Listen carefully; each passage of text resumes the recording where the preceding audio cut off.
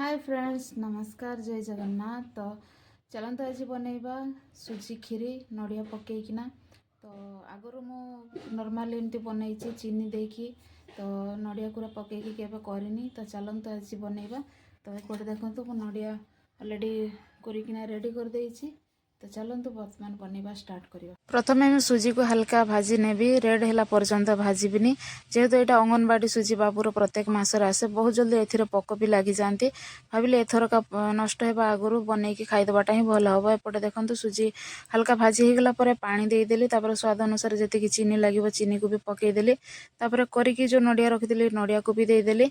तो मैगी जमती जल्दी बनी जाए, तो सुजीटा भी मो मत बहुत जल्दी ही बनी जाए। तो आपण मैंने सुजी को आउ केमती आपण बनईकी खाती कमेंट रे मते निहाती जणेबे। एपटे देखो मोर सुजी खीरी बनिकी रेडी हो गला, केते टेस्टी दिशुची। मु बढ़ा बढ़ी करकिना समस्त को देली। बाबू तार एपटे खाइबा स्टार्ट कर देइछि। बड़मा आसते बड़मा को भी टाटिया रे देदेली। शेष में मु भी आनिकी खाइली। खाइला परे बहुत ही टेस्टी बनी सुजी खीरीटा।